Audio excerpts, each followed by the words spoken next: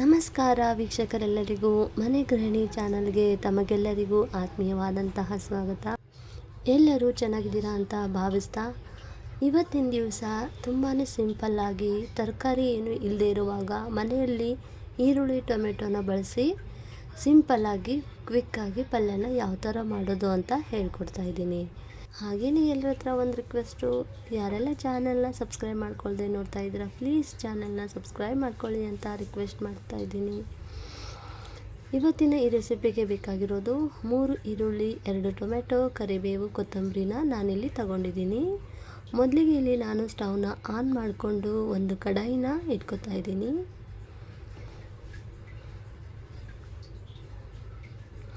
Gas ಫ್ಲೇಮನ್ನು ನಾನಿಲ್ಲಿ medium ಆಗಿ ಇಟ್ಕೊತಾ ಇದ್ದೀನಿ. ಕಡಾಯಿ ಸ್ವಲ್ಪ ಬಿಸಿ ಆಗ್ತಿದ್ದಂಗೆ 1.5 ಟೇಬಲ್ ಸ್ಪೂನ್ ಎಣ್ಣೆಯನ್ನು ನಾನಿಲ್ಲಿ ಹಾಕೋತಾ ಇದ್ದೀನಿ. ಎಣ್ಣೆ ಸ್ವಲ್ಪ ಬಿಸಿ ಆಗ್ತಾ ಇದ್ದಂಗೆ ಜೀರಿಗೆ ಸಾಸಿವೆನ ನಾನಿಲ್ಲಿ ಹಾಕೋತಾ ಇದ್ದೀನಿ. ಜೀರಿಗೆ ಸಾಸಿವೆ ಎಣ್ಣೆಯಲ್ಲಿ ಚಟಪಟ ಅಂತ ಅಂದಮೇಲೆ ಕರಿಬೇವೆಲೆನ ಹಾಕೋತಾ ಇದ್ದೀನಿ. ನಂತರ ಕಟ್ ಮಾಡಿರುವಂತಹ 3 ಈರುಳ್ಳಿನ ನಾನಿಲ್ಲಿ ಹಾಕೋತಾ ಇದ್ದೀನಿ.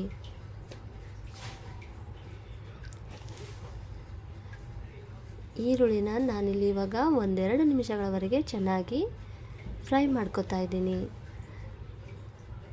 ಈರುಳ್ಳಿ ಕಲರು ಚೇಂಜ್ ಆಗಬೇಕು, ಅಲ್ಲಿವರೆಗೂ ನಾನು ಇದನ್ನು ಫ್ರೈ ಮಾಡ್ಕೊತೀನಿ.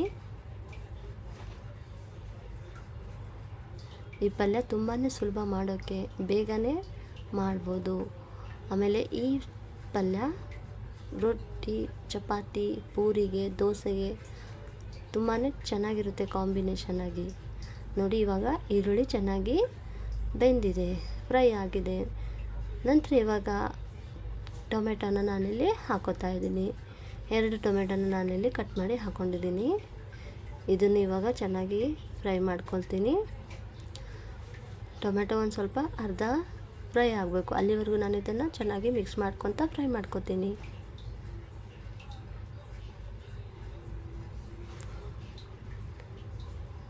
ನಂತರ ಇಲ್ಲಿ ನಾನು ಅರಿಶಿನ ಪುಡಿನ ಹಾಕೋತಾ ಇದ್ದೀನಿ. ಒಂದು ಸ್ವಲ್ಪ ಖಾರದ ಪುಡಿನ ಹಾಕೋತಾ ಇದ್ದೀನಿ. ಇದು ನಾನು ಮನೇಲಿ ಮಾಡಿರುವಂತಹ ಮಸಾಲೆ ಖಾರದ ಪುಡಿನ ಹಾಕೋತಾ ಇದ್ದೀನಿ. ನೀವು ಬೇಕಾದರೆ ಅಚ್ಚ ಖಾರದ ಪುಡಿನ ಹಾಕ್ಕೊಳ್ಳಿ, ಆಮೇಲೆ ಒಂದು ಸ್ವಲ್ಪ ಸಾಂಬಾರು ಪುಡಿನೂ ಹಾಕೋಬೋದು. ನಂತರ ರುಚಿಗೆ ತಕ್ಕಷ್ಟು ಉಪ್ಪು, ಮತ್ತು ನಾನಿಲ್ಲಿ ಇವಾಗ ಸಕ್ಕರೆನ ಹಾಕೋತಾ ಇದ್ದೀನಿ. ಸಕ್ಕರೆ ಹಾಕೋದಕ್ಕೆ ಕಾರಣ ಟೊಮೆಟೊಲ್ಲಿ ಸ್ವಲ್ಪ ಹುಳಿ ಇರೋದ್ರಿಂದ ನಾನು ಹುಳಿ ಅಂಶ ಕಡಿಮೆ ಆಗಲಿ ಅಂತ ಸ್ವಲ್ಪ ಸಕ್ಕರೆನ ನಾನಿಲ್ಲಿ ಇದಕ್ಕೆ ಸೇರಿಸ್ಕೊತಾ ಇದ್ದೀನಿ. ಇವಾಗ ಎಲ್ಲವೂ ಚೆನ್ನಾಗಿ ನಾನಿಲ್ಲಿ ಮಿಕ್ಸ್ ಮಾಡ್ಕೊತಾ ಇದ್ದೀನಿ.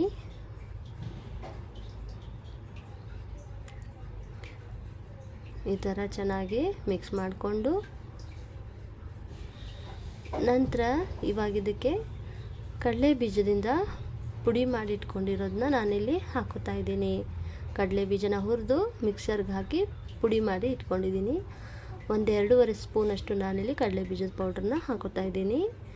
ಮತ್ತು ಇವಾಗ ಗುರೆಳ್ಳು ಪುಡಿನ ನಾನು ಹಾಕೋತಾ ಇದ್ದೀನಿ. ಗುರೆಳ್ಳು ಪುಡಿನ ನಾವು ಕಾರೆಳ್ಳು ಅಂತಲೂ ಅಂತೀವಿ, ನಿಮ್ಮ ಸೈಡ್ ಏನಂತೀರಾ ಅಂತ ಕಮೆಂಟ್ ಮೂಲಕ ತಿಳಿಸ್ತೀವಿ. ಇದನ್ನು ಇವಾಗ ತಟ್ಟೆಯಿಂದ ಮುಚ್ಚಿ ಒಂದು 30 ಸೆಕೆಂಡು ಹಾಗೆ ಬಿಡ್ತೀನಿ.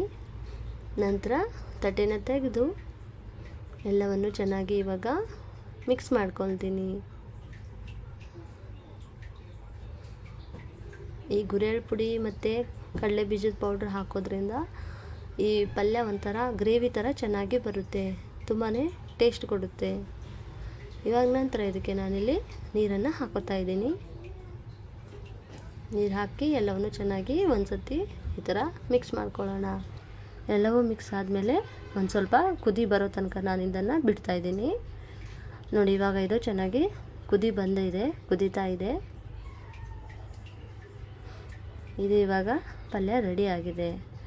ನಂತರ ಇವಾಗ ಕಟ್ ಮಾಡಿರುವಂತಹ ಕೊತ್ತಂಬರಿನ ನಾನಿಲ್ಲಿ ಹಾಕೋತಾ ಇದ್ದೀನಿ. ಕೊತ್ತಂಬರಿನ ಹಾಕಿ ತಟ್ಟೆಯಿಂದ ನಾನು ಇದನ್ನು ಮುಚ್ಚಿ ಸ್ಟವನ್ನು ನಾನಿಲ್ಲಿ ಆಫ್ ಮಾಡ್ಕೋತಾ ಇದ್ದೀನಿ.